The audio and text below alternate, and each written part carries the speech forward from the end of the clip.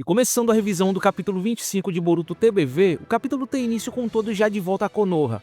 Konohamaru, junto do time 10 e da Himawari, coloca a alma espinhosa da Matsuri na árvore onde a Moeg está presa. Em seguida, a árvore simplesmente seca e a Moeg é libertada completamente consciente. Enquanto isso, Boruto observa tudo de longe. Prosseguindo, Kankuro fala com Shikamaru sobre o estado das coisas do lado de Suna, confirmando que o Shinki foi libertado e que o Gaara está fora de perigo, até que o Shikamaru é convocado pelos anciões. Indo para o hospital de Konoha, Sarada entra no quarto onde a Moeg está em observação. Konohamaru, time 10, Himawari e a Sumire também estavam lá, o que logo cria uma certa tensão entre Sarada e Sumire. Em resumo, a Sakura explica que está tudo bem com ela a não ser o fluxo de chakra estagnado, que ela acredita que seja porque a árvore sugou a sua força, mas logo ela melhoraria se descansasse, deixando todos felizes, até que em um certo momento a Sarada chama a Sumire para uma conversa. Longe de todos, no mesmo lugar onde elas sempre conversam, elas se desculpam pela discussão que tiveram no capítulo 16. A Sarada se desculpa por ter sido insensível e a Sumire se desculpa por ter falado coisas rudes do nada.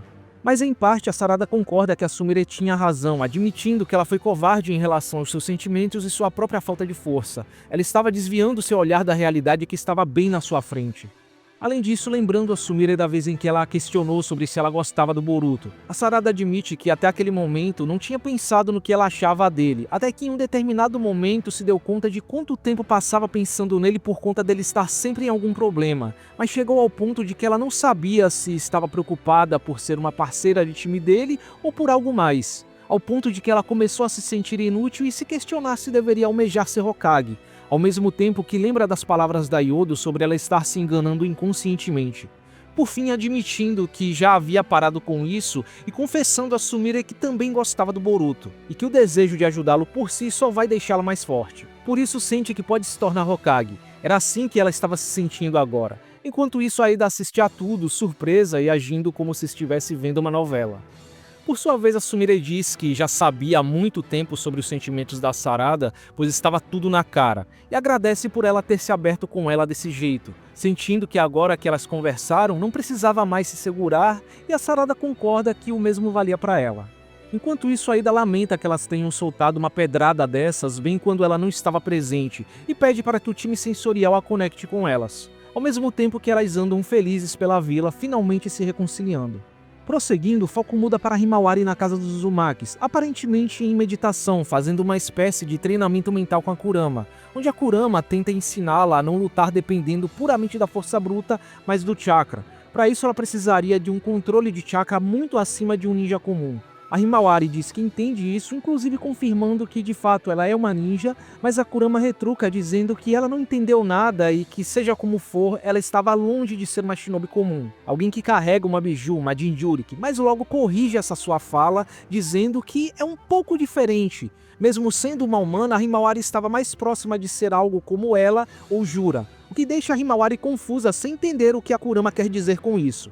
Mas logo a Kurama muda de assunto, dizendo que o ponto de estarem ali era sobre o estilo de luta que a Himawari tem que adotar. Ela deveria abandonar o senso comum e pensar em si mesma como uma manifestação do chakra, um conceito que era difícil de entender para a Himawari. Mas logo a Kurama se cansa dessa conversa e a Himawari acorda sem ter terminado o diálogo.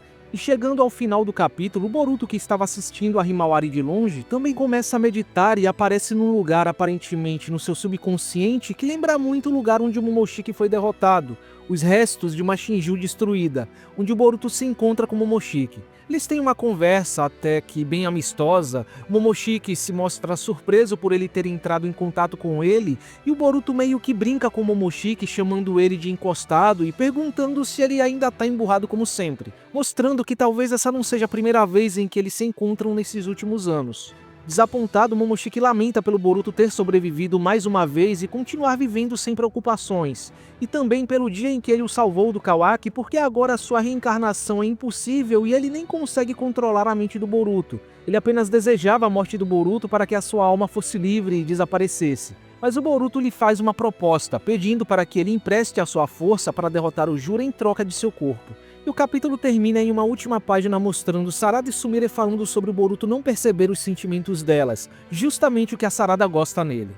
Agora, indo para as considerações finais, Como eu já esperava, tivemos aqui um capítulo menos frenético e focado em diálogo. Um capítulo de transição, dando um espaço para respirar depois de tantos capítulos focados em ação quase interrupta, em que os personagens podem agora refletir sobre os eventos anteriores, ter um vislumbre do ponto de vista político da situação atual envolvendo Gaara e os conselheiros e se reorganizar para a próxima investida dos vilões e o que deve acontecer daqui para frente. Encerrando o arco de Suna e todo o plot de descoberta pessoal da Sarada sobre os seus sentimentos e dando início a um novo arco e novos conflitos, apesar de eu achar que não será uma pausa tão duradoura.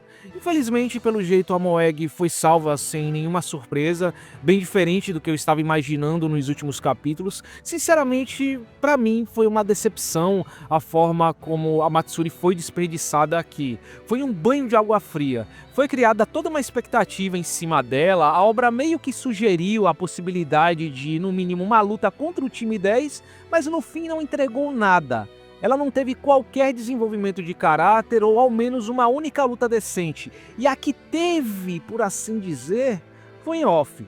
Agora é esperar que o anime, pelo menos, quem sabe, faça o favor de expandir a luta dela contra o Gaara para que ela saia da história com pelo menos algum feito memorável.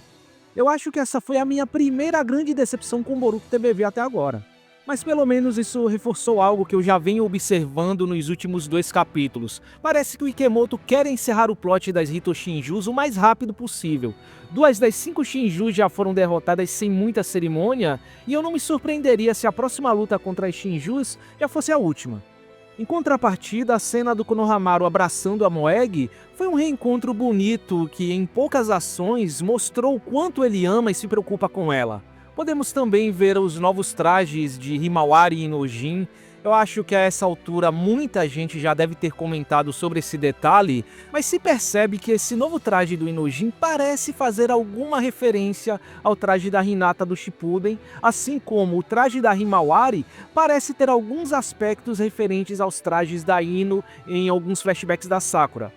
Como se tudo que o Jura já disse não bastasse, não fosse o suficiente, esse parece ser mais um indício da ligação entre eles e da aparente vontade do Ikemoto de fazê-los um casal no final. Podemos até interpretar que eles são meio que Hinata e Naruto de sinais trocados. A Himawari é o Naruto e o Inojin é a Hinata da relação. Aquele que vai estar ali para ser salvo pela Himawari ou apoiá-la nos momentos difíceis. Essa conversa entre Kankuro e Shikamaru me passou uma sensação muito estranha, especialmente em como o núcleo de Suna foi tratado de forma objetiva e sem rodeios. Poderia até dizer que de forma desleixada, tipo, beleza, o Shink foi libertado, o Gaara tá bem e segue o jogo. Eu esperava por mais detalhes, uma cena do Shink sendo libertado, sua reação ao que aconteceu, ainda mais porque, de certa forma, tudo que aconteceu aqui aconteceu porque o Shink desobedeceu às ordens do Gaara. Indiretamente, ele é culpado pela morte da Yodo.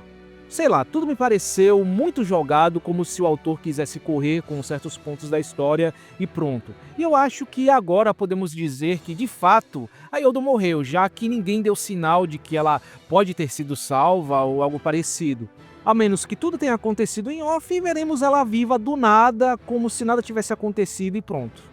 Vai que eles inventam a desculpa de que, sei lá, o Shink manipulou o ferro no sangue da Yodo para parar o sangramento e manter o sangue dela circulando, ou algo desse tipo. Bom, como eu disse na revisão do capítulo 20, isso é algo que me deixa dividido. Por um lado, eu acho que a obra estava precisando disso, estava precisando de mortes e consequências, mostrando que nem tudo pode acabar bem e que o Ikemoto tem coragem de matar personagens do lado dos heróis se assim ele achar necessário. O que por si só pode gerar muito mais suspense nas lutas daqui pra frente. Sem falar que a morte da Yodo, além de ter servido como um pontapé inicial para Sarada finalmente aceitar e reconhecer os seus sentimentos pelo Boruto, pode ter o propósito de causar algum impacto na Sarada e no Boruto. Seria uma morte que a Sarada teria que carregar, a sua primeira falha em proteger um amigo, talvez fazendo ela lembrar que poderia ter sido ela ali e que por isso precisa do apoio da Sumire, que seria como uma espécie de freio para a impulsividade dela. E quanto ao Boruto, isso pode, por exemplo, fazê-lo se culpar, porque ele poderia ter impedido essa morte se tivesse agido mais cedo. E a morte da Yodo pode simbolizar uma falha para o Boruto e um reflexo de sua incapacidade de salvar todo mundo, o que seria um bom toque dramático no desenvolvimento do Boruto. Mas por outro lado, a morte da Yodo do jeito que aconteceu também cai naquele problema que eu apontei lá quando se achava que o Inuujin tinha morrido. A morte de um personagem sem relevância ou sem desenvolvimento prévio é uma morte vazia sem impacto emocional, o que por si só enfraquece os seus momentos finais e todo aquele diálogo com a Sarada, até porque elas não têm qualquer tipo de laço ou conexão prévia.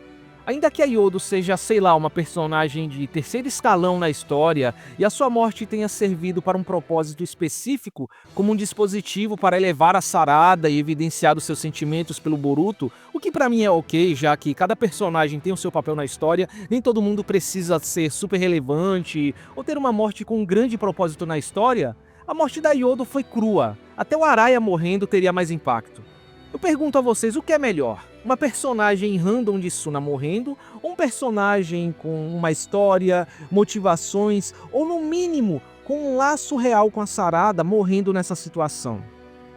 Agora o que nos resta, mais uma vez, é esperar que o anime preencha essa lacuna, dando um arco e desenvolvimento minimamente decente para Yodo, assim como uma luta para Matsuri, como citei anteriormente. Mas ao mesmo tempo, como leitor de mangá, é triste esperar que todos esses pormenores que só enriquecem o mangá fiquem pro anime no final das contas.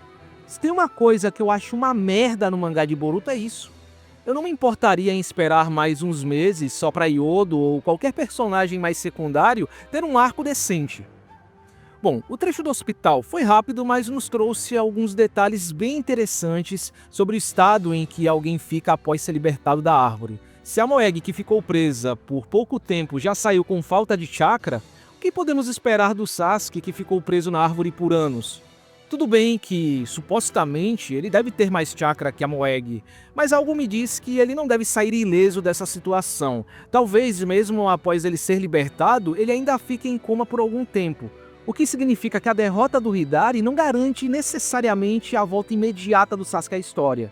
O que pra mim faz muito sentido se o Ikemoto não quiser estender esse plot das Hitoshinjus por mais tempo. Naruto e Sasuke pra mim são personagens que só vão voltar lá pelos últimos arcos pra fazer um fanservice bonito e é isso. Então seria bom que, mesmo que o Sasuke seja salvo, ele ainda fique impossibilitado de lutar. Quanto ao trecho da reconciliação entre Sarada e Sumire e a confissão da Sarada sobre seus sentimentos, confesso que eu estou surpreso que a situação entre elas tenha sido resolvida e elas tenham se reconciliado agora. Foi bem mais cedo do que eu imaginei que seria, porque normalmente nesse tipo de situação, o autor costuma segurar mais esses conflitos e dramas amorosos, muitas vezes com as garotas só se resolvendo e reatando a amizade lá pro final. Se bem que se o mangá estiver, de certa forma, próximo do final, como eu acho que está, não faltando aí 10 volumes para acabar, faz sentido que certos conflitos interpessoais sejam tanto introduzidos quanto resolvidos em questão de um arco para o outro. Muitas vezes o autor não vai ter tanto tempo e espaço para trabalhar certas coisas no mangá e precisa encaixar onde der. A Sarada se abrindo com a Sumire e confessando seu amor pelo Boruto, apesar de ter basicamente dado um resumo de tudo que já vimos, sem nenhuma grande novidade, foi simplesmente lindo de se ver. A forma como Ikemoto enquadrou os painéis, as expressões da Sarada e como o cabelo dela está solto, passam muito a sensação de leveza, provavelmente para representar como agora a Sarada está livre, como ela tirou um peso das costas após aceitar os seus sentimentos pelo Boruto. Ela se sentia impotente, ela não se sentia digna de ser Hokage. No entanto, agora que ela tem um Mangekyou Sharingan que nasceu desse desejo de ajudar o Boruto, ela sente que pode alcançá-lo. Aceitar seus sentimentos pelo Boruto tornou a Sarada mais forte, confiante e digna de se tornar Hokage. Essa é a maior mensagem que esse trecho passa. Os sentimentos dela pelo Boruto são parte do que alimenta e renova a sua motivação para se tornar Hokage, o que conversa muito com o fato dos Uchihas serem aqueles que mais amam e da força deles vir desse sentimento. E de certa forma isso também se conecta com o Boruto, que também vê a Sarada como uma fonte de força para continuar seguindo em frente. Pelo menos considerando as novels, onde ele sempre quer parecer forte perto dela e quer ser forte para protegê-la. É como se o desejo deles se retroalimentasse e tornasse ambos mais fortes pelo bem um do outro. É como Hiruzen diz no capítulo 137 de Naruto: O verdadeiro poder não é alcançado dominando todas as técnicas do mundo. Quando há algo importante para se proteger, é aí que o verdadeiro poder do Shinobi emerge. Por isso que eu digo que quando alguém diz que Boruto não tem mais a essência de Naruto, se perdeu e etc., eu só digo que essa pessoa é um poser. Não é um verdadeiro fã de Naruto. Não entende Naruto. Isso aqui, meus amigos, essa relação entre Boruto e Sarada, essa conexão, é Naruto em sua mais pura essência. É uma vitória tanto para aqueles que gostam do Chip Boru-Sara, quanto para aqueles que querem ver o desenvolvimento da Sarada como Shinobi. Vincular o seu objetivo de se tornar Hokage à sua vida amorosa foi um dos maiores acertos que Ikemoto fez com a Sarada, porque torna o romance algo importante e significativo para a personagem, sem se distanciar ou estragar o caráter dela. Não é apenas um aspecto jogado de qualquer jeito na história porque precisa haver um nível de romance envolvendo a heroína. É algo natural e que faz parte do objetivo central dela. Da mesma forma que trazer o Sasuke de volta fazia parte do objetivo do Naruto de se tornar Hokage. O Naruto considerava que não poderia ser Hokage se não era capaz de salvar um amigo, e a Sarada considera que só é capaz de se tornar Hokage porque tem um Boruto lhe dando forças e afastando suas incertezas. E esse desejo da Sarada de ajudar o Boruto não fica só na subjetividade. Ela ajudando o Boruto automaticamente significa salvar todos os que foram transformados em árvore, incluindo o Sasuke, e resolver essa crise em escala mundial, a deixando mais próxima de se tornar Hokage, literalmente. Toda essa situação está pavimentando indiretamente o caminho para a Sarada se tornar Hokage. Como eu disse na revisão do capítulo 16, o romance costuma ser um ponto importante no desenvolvimento e crescimento de uma heroína de Battle Shonen. Ela muitas vezes se move em função do amor que ela tem pelo protagonista, que acaba se mesclando ou entrando em conflito com os seus objetivos pessoais. E a Sarada não foge à regra. E tá tudo bem, se você quer uma heroína mais independente, que não é pautada em cima do romance e não precisa de personagem masculino, não é um Battle Shonen que você deveria estar lendo, meu amigo. Vá procurar uma HQ, um shoujo, um shousen e seja feliz. Mas enfim, simplesmente lindo, cara. Quem não gostou dessa confissão ou não enxergou o peso dela pra Sarada como personagem, morreu por dentro.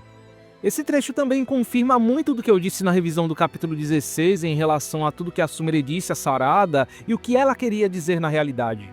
Ela errou, ela disse coisas que não queria ter dito num momento de descontrole emocional, mas ela também queria que a Sarada fosse honesta com ela e consigo mesma. A Sumire entende a Sarada e os seus sentimentos muito bem. O que machucou a Sumire não foi só o fato de ver a Sarada abraçando o Boruto na frente dela, apesar da Sarada saber dos sentimentos dela pelo Boruto. Foi também o fato da Sarada ter feito isso enquanto não estava sendo sincera sobre os seus sentimentos pelo Boruto. Por isso que a Sarada pede desculpas por ter sido insensível. Porque ela de fato foi. Ela não foi honesta com a Sumire. A Sumire, assim como a Yodo, foi um ponto central em todo esse processo para a Sarada começar a entender e aceitar os seus próprios sentimentos. Agora elas não têm o que esconder uma da outra ou que se segurar para não ferir os sentimentos uma da outra. Uma amizade feminina madura e bonita, forjada em confiança e respeito mútuo, eu diria que ficou ainda mais sólida depois de todo esse conflito. Algo que eu vejo com mais frequência em ronkons, mangás de romance em si, do que em battle shonens, onde a rivalidade amorosa envolve mais disputas violentas e tudo mais, né? Com as garotas se jogando uma em cima da outra, em cima do protagonista, disputando e etc. Mas o ponto que sempre vai se destacar, não importa em qual mangá onde há um triângulo amoroso ou duas amigas disputando o mesmo garoto, é que na disputa do amor não vale a pena perder uma amizade. É que as garotas podem até ser rivais no amor, mas são amigas próximas e essa rivalidade não atrapalha a amizade delas, apenas vai deixar a amizade delas ainda mais forte e elas ainda mais próximas.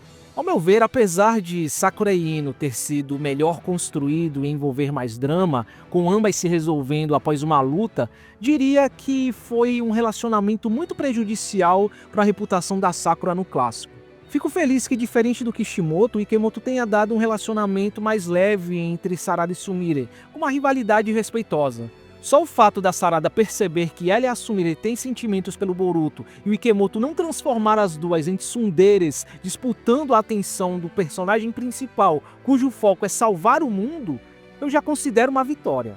Não há um encerramento total dessa questão entre elas como se esperava, mas nenhuma das garotas é retratada como uma vilã ou invejosa. Há muitos mangás e animes que são assim, e é bom ver, para variar às vezes, duas personagens femininas que usam esse conflito, essa rivalidade, como fonte de crescimento. Claro que, obviamente, isso vai acabar com uma sofrendo no final, nesse caso a Sumire, porque, sinceramente, nesse ponto, quem acha que Burusara não vai acontecer, tá viajando, acorda pra vida. Isso só não acontece se o Boruto morrer, e eu acho isso muito improvável. Aceita que dói menos. Mas é aquela coisa, sempre que acontece esse tipo de situação, uma das garotas perde na rivalidade amorosa e segue em frente, como foi com a Ino em relação ao Sasuke. Já faz um tempo que tanto o anime quanto o mangá estão meio que sugerindo de forma sutil Kawasumi, então não vai ficar parecendo que o Kawaki é só um substituto do Boruto, um prêmio de consolação para Sumire no final, ou que o casal foi formado aos 45 minutos do segundo tempo só para todo o time 7 ter um final feliz, como foi com Sai e Ino. Como eu disse no capítulo 16, não vale a pena ficar rivalizando o personagem, quando o resultado aqui já é óbvio demais e elas eventualmente vão se reconciliar. Eu sei que alguns podem reclamar dizendo que mas a Sarada deveria estar discutindo sobre coisas mais importantes do que falando sobre amor e correndo alegremente pela vila como se nada estivesse acontecendo. Parece até que ela esqueceu que a Yodo morreu, nem lembra da coitada, que as Shinjus estão prestes a atacar ou que o seu pai está correndo risco também. É o mesmo choro da galera que quer ficar vendo defeito em tudo, quer pagar de crítico e falar de roteiro, de escrita e não sei o que, sendo que nem tem capacidade de escrever um livro de colorir ou ao menos interpretar a porra de um Battle Shonen feito para adolescentes. Olha, eu concordo que tudo isso pode parecer meio fora do lugar visto a situação em que elas estão, especialmente por parte da Eida, que é alvo do Mamute e parece super despreocupada enquanto assiste a novelinha pessoal dela. Mas cara, na boa, às vezes a gente como leitor exige demais de um Battle Shonen ou não percebe que algumas coisas precisam ser encaixadas em algum momento. Visto o pouco espaço que o mangá tem para desenvolver certas relações humanas, isso não é exclusividade de Boruto. Você pega outros mangás e os caras saem de um arco onde morreu 300 personagens do lado dos heróis e vão para uma transição onde tá acontecendo uma festa em que as relações humanas e romances acontecem. Gundam que o diga. Isso aqui não é vida real, onde alguém pode passar meses para se recuperar de um trauma e começar a falar de coisas normais da vida. Eu até entenderia se estivéssemos falando de uma obra mais séria e pé no chão, onde o psicológico e todas as experiências traumáticas de um personagem são um foco, ou se a Yodo fosse alguém mais próxima da Sarada. Mas porra, é a Yodo. Exigir uma cena da Sarada se lamentando por ela é equivalente a exigir uma cena dos personagens se lamentando pelo Mugino ou pelo Random que morreu pro Hidari. Sem falar que aparentemente se passou um tempo aqui, o que a Sarada deveria sentir pela Yodo, ela já sentiu em off. Agora ela tá resolvendo suas pendências com a Sumire, que é parte central desse arco de descoberta pessoal dela, entendendo os seus sentimentos, e acredito que um capítulo de transição mais calmo como esse é o melhor momento para isso acontecer, muito melhor do que no meio de uma luta. O que estamos vendo aqui é a clássica calmaria antes da tempestade. É um breve momento onde elas podem se permitir ter pequenos momentos de felicidade, onde elas podem agir como garotas normais falando de sentimentos e assuntos bobos antes das possíveis tragédias que vêm a seguir. E agora que essa parte do romance foi resolvida e aparentemente encerrada, pelo menos por enquanto, podem se concentrar em outros aspectos e preocupações da Sarada, e não há por que ela se preocupar ou ficar falando do estado atual do Sasuke sempre que tem a chance, quando ela já conhece a situação dele, quando ele está seguro e vivo, e quando ela não pode fazer nada porque é preciso derrotar o Hidari antes de qualquer coisa. Por acaso ela tem que ficar chorando pelo Sasuke em todo capítulo para sabermos que ela se preocupa com o pai? O diálogo no capítulo 6 não é o suficiente? O Boruto também tá falando em Naruto e Hinata toda hora, sendo que ele só pode resolver isso depois de resolver essa crise e botar um juízo na cabeça do Kawaki? Quem tá sendo caçado pela vila, arriscando a vida em cada luta e carregando o destino do mundo nas costas, não é o Sasuke. O Boruto é a prioridade agora, e ajudar o Boruto nessa crise automaticamente significa ajudar o Sasuke. Tudo em seu tempo, tudo tem um momento certo para acontecer e ser devidamente abordado. Basta ter paciência para ver acontecer. Talvez a minha única reclamação é que esse trecho recebeu mais atenção do que realmente merece. Foram quase 20 páginas gastas numa confissão que poderia ter sido bem mais curta e objetiva, bem mais direto ao ponto. Talvez dando mais espaço para detalhar alguns pormenores no decorrer do capítulo, mas que seja. Quanto ao treinamento da Himawari com a Kurama, foi um trecho bem interessante, mostrando que apesar da Himawari ter tecnicamente acesso a todo o poder da Kurama, ela ainda não tem experiência ou habilidade para usá-lo da melhor forma possível. O que pra mim é muito bem-vindo porque dá um limite à personagem, não a deixa overpower logo de cara, apesar de sabermos que não deve demorar muito para ela controlar esse poder até melhor do que o Naruto. Foi muito legal ver a Kurama tendo o papel de mestre da Himawari, e algo me diz que ela não vai precisar de um mestre humano para ensiná-la como é se sentir uma manifestação do chakra. Tem cara de ser algo que ela vai aprender no meio de uma luta. Há quem ache que a Sakura pode ser uma boa sensei para Himawari por causa do controle de chakra, mas a antiga geração é página virada. O máximo que eu espero da Sakura em TBV, seja no anime ou no mangá, é que ela tenha uma conversa merecida com a Sarada sobre tudo o que tá acontecendo e eu já me darei por satisfeito. Já são 9 anos de publicação nessa porra, tá na hora de largar essa esculhambação de cadê meu personagem favorito? Vai a merda! O foco aqui tem que ser a nova geração e ponto final. Você quer ver Sakura, você quer ver o restante da antiga geração fazendo alguma coisa? Vá ler Naruto, meu amigo. Isso aqui não se chama Naruto 2. É Boruto to Blue Vortex. Bom, aqui também foi reafirmado o detalhe que o Jura comentou sobre a Himawari ser uma espécie de biju humana, uma existência mais próxima de uma biju. Eu não sei vocês, mas isso me dá uma sensação de que a Himawari no final vai acabar se tornando uma espécie de fonte do manto de chakra do Boruto que vemos na ilustração do volume 1 ou do modo Kurama do Naruto daqui pra frente. Como esse conceito de biju humana é completamente novo, o autor tem liberdade para fazer absolutamente tudo o que ele quiser, inclusive ignorar certas regras que valiam para as bijus originalmente. Pode ser que a Himawari, sei lá, consiga dar ou tirar a Kurama de quem ela quiser sem restrições, sem que ela ou a outra pessoa morram no processo. Pode ser que ela consiga passar o modo Kurama completo através de uma ligação que ela tem com o Naruto ou Boruto, algo similar ao que o Naruto fez com os ninjas na guerra, mas em maiores proporções, ou mesmo se transformar numa forma de chakra e virar uma biju de alguém por tempo limitado, à lá o herói nuclear da DC. Outra coisa que eu também gostaria de comentar aqui é sobre os aparentes paralelos e contrastes entre a Himawari e o Boruto depois desse capítulo. Não sei se vocês perceberam, mas há espirais nas roupas, uma girando para a direita e outra para a esquerda, ambos usando luvas, a Himawari na mão direita e o Boruto na mão esquerda. Os fundos em seus mundos internos, o fundo do Boruto é escuro e há rochas, talvez simbolizando a hostilidade do Momoshiki, e o fundo da Himawari é claro e a água, talvez simbolizando a atmosfera calma e a Kurama estando do lado dela. A maneira como ambos interagem com seus demônios internos, o Boruto negociando com o Momoshiki querendo se sacrificar, a Himawari treinando com a Kurama amigavelmente, enfim. Pode ser só algo da minha cabeça, mas eu não me surpreenderia se no final das contas, visto toda a aparente relevância que a Himawari vai ganhar daqui pra frente, Boruto e Himawari fossem os dois vórtices azuis do subtítulo. Vórtices que giram em direções opostas como os redemoinhos na cabeça do Minato. E falando nisso, quanto a esse encontro entre Boruto e Momoshiki, confesso que me pegou de surpresa. Boruto cumpriu o que ele prometeu no final de NNG. O Momoshiki disse que o Boruto acabaria como uma existência sem vontade de viver, suprimida no seu subconsciente, mas acabou que o próprio Momoshiki teve esse destino, bem como o Boruto disse que aconteceria. Basicamente, o Momoshiki reviveu o Boruto porque não queria morrer. Ele tem capacidade de ver o futuro e viu o futuro onde o Boruto é engolido pelo desespero e o Momoshiki é capaz de assumir o controle do corpo dele. Isso não aconteceu, então agora a alma do Momoshiki está presa dentro do Boruto e como o Boruto claramente não vai desistir de seu corpo, o Momoshiki está novamente preso. Então ele se arrepende de ter salvo o Boruto e agora quer morrer para que sua alma seja livre. Confesso que essa abordagem foi bem criativa e inusitada para o tropo do demônio interior tão comum nos shonens, porque normalmente os demônios interiores não fazem nada além de atormentar o hospedeiro.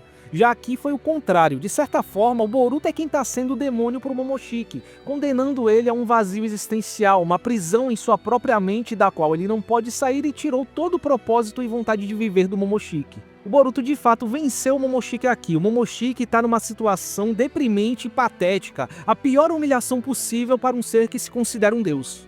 Sobre esse plano do Boruto de trocar o seu corpo pela cooperação do Momoshiki, não me surpreende nem um pouco, já que o autossacrifício sempre foi um tema recorrente no Boruto como personagem. Ele não vê valor na vida dele se pode se sacrificar por um bem maior, e derrotar o Jura é a prioridade máxima no momento.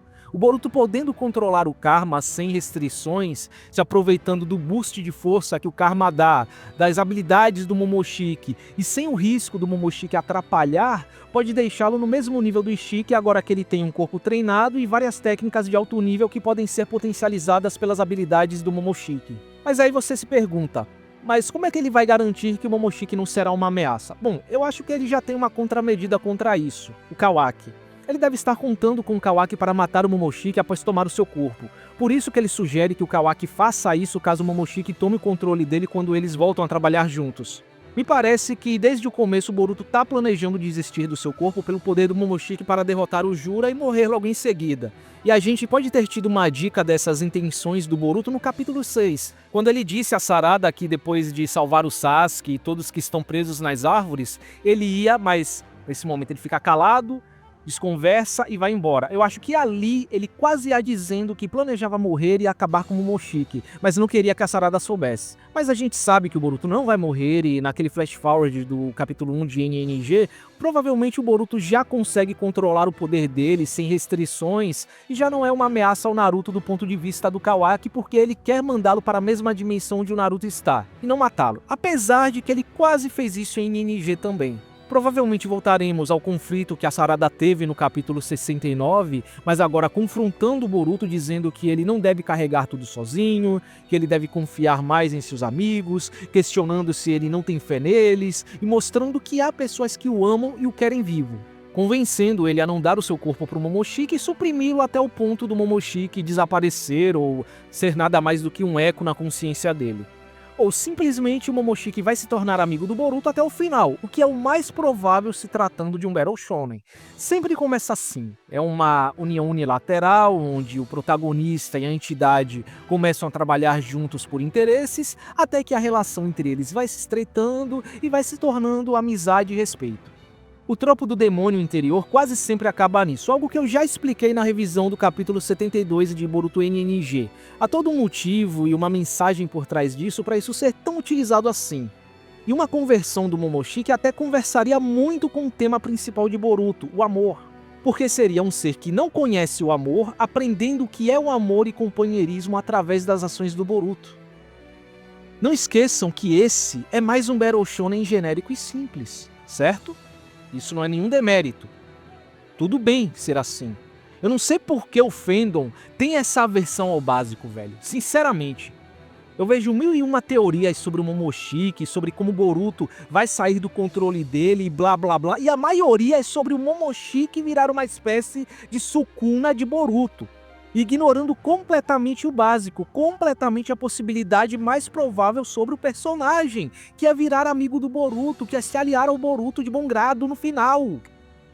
Sinceramente, velho, quando o mangá tem a proposta de ser algo original e fora da curva, com decisões de roteiro inusitadas e que você não vê tanto assim com frequência em Battle Shonens, a gente vê isso logo no começo, logo nos primeiros arcos, e não é o caso de Boruto. Boruto não tá aqui pra reinventar a roda, não tá aqui pra reinventar o gênero. Vocês vivem de reclamação e de chororô, não contentes com nada? Sabe por quê? Porque vocês esperam que Boruto seja algo que ele nunca foi, não é e nunca será. Abraça Boruto como é, certo? Abraça Boruto como é.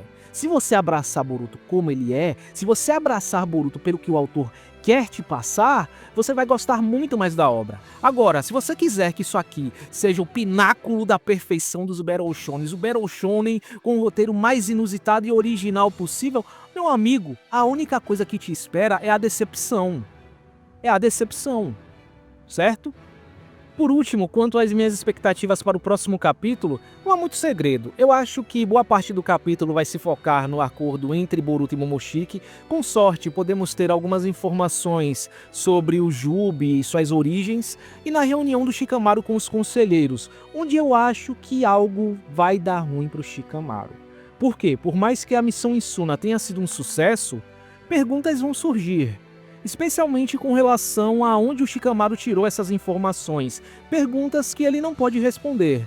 E nisso talvez ele acabe sendo destituído do cargo, sendo substituído por alguém mais submisso aos conselheiros. Muitos estão teorizando a possibilidade do Kakashi voltar, ou de alguém da antiga geração entrar no lugar dele, mas eu acho pouco provável porque tem que ser alguém submisso aos conselheiros. Então tem que ser um personagem novo, talvez alguém do clã Shimura para fazer um paralelo ao Danzou? Seria uma boa e mais um obstáculo no caminho do Boruto, quem sabe até dando mais fôlego para o mangá continuar além das minhas expectativas. Bom, então é isso, espero que vocês tenham gostado da revisão e nos vemos no próximo vídeo.